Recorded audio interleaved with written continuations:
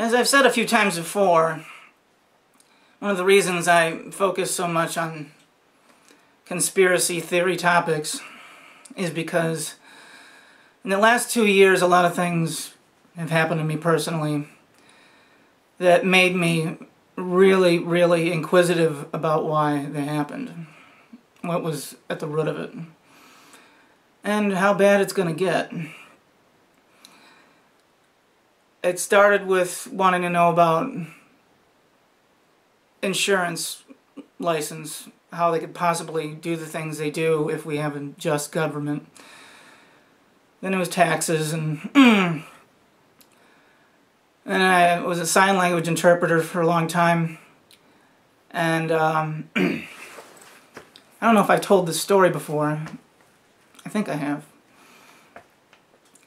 Sign language, I would be there in between the doctors and the patients, and or the clinicians, or the advisors and counselors, and the health clinic. And there was a patient that was from Mexico, completely undocumented. He'd been here 20 years. Just a typical case of, he wasn't a bad person or anything, but he was, taking advantage of the situation. Had an under-the-table paying job. He could have pursued citizenship, but realized that there's more benefit to not being a citizen, because if you're undocumented and you get in a car accident, the police just have to let you go. If you're a citizen, you got a Social Security card, you go to jail. And then you can be taken to court, all that kind of good stuff. But you would think they would be deported, and they're not. And there's the benefits of having job placement. The government has sections of most towns where Mexicans congregate, and they are funded. The business owners are funded. You think churches don't pay taxes? Well, neither do the Mexicans. And anyway, that goes in one direction. The first time I had the proof that something was really wrong about this is he was an AIDS patient. He had horrible AIDS, to the point of almost dying. And he had to go through the phase of seeing what medicine would work best for him. And trial and error. I mean, the doctor takes his best guess, his or her best guess, which strong AIDS medication for HIV will work for the patient based on their resistance level and their blood type and things that they have on file. He got lucky, and the first or second one he tried did the trick. But it was really expensive medicine. And even if you have insurance, the copay on these kinds of medicines is huge. The deductible. It's like having a car payment.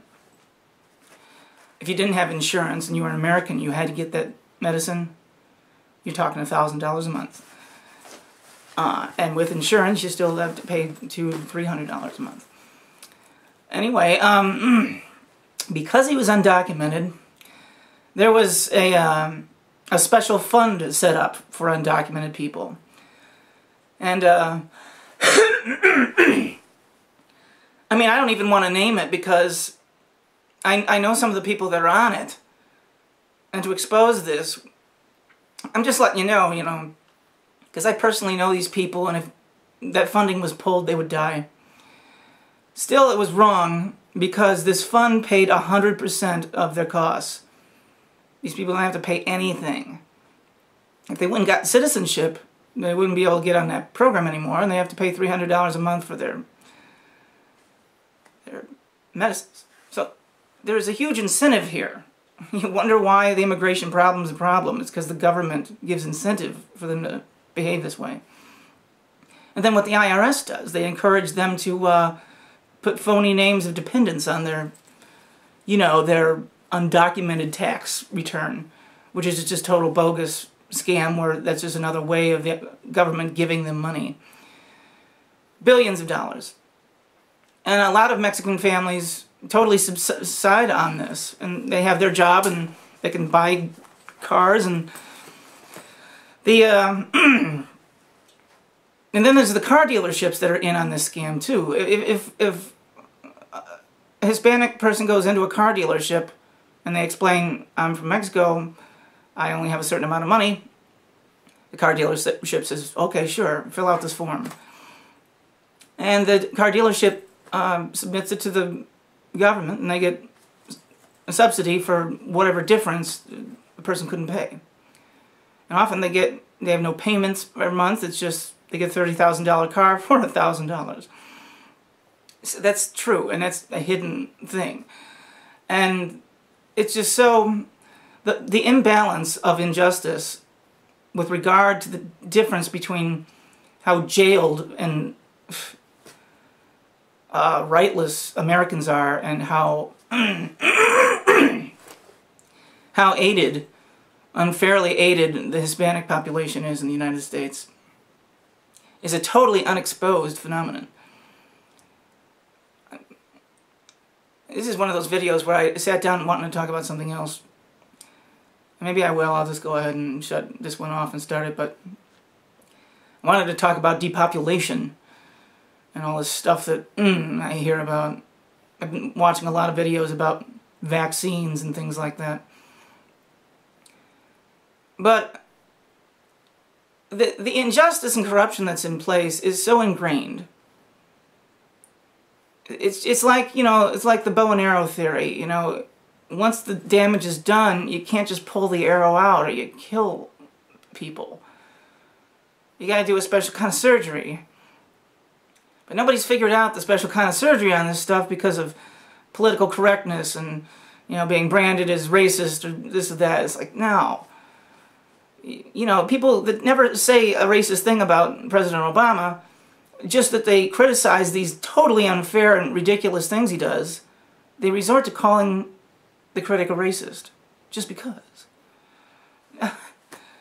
And that's what people are afraid of. They use that as a weapon, and it works.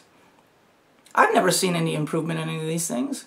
And there's a lot of people barking about it, but they're just like dogs behind fences. They're just dogs barking. And the government's not worried about it. It's like, oh, that's a dog behind a fence. Dog can't jump the fence. Dog can only look through the cracks and bark and sound mean, and they're like, yeah, whatever. So, that's the way I see this. It's just another depressing thing. But the thing about the Hispanics, I would really think that people would want... I'm surprised how secret it is. I mean, there's nothing public about what they do. The only way you can find out is if you talk to a Mexican and they admit it. And I've talked to them, and that's what they say. And like I said, I saw what happened at the clinic. And what really made me mad about it was there were 2 other patients that were Americans who were just in that boat where they couldn't afford that $300 a month deductible on the same medicines. Stopped taking them, and they died. So if you're a citizen, you can't afford that, you die.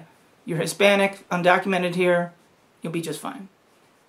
That's why it's wrong. Not just wrong, evil.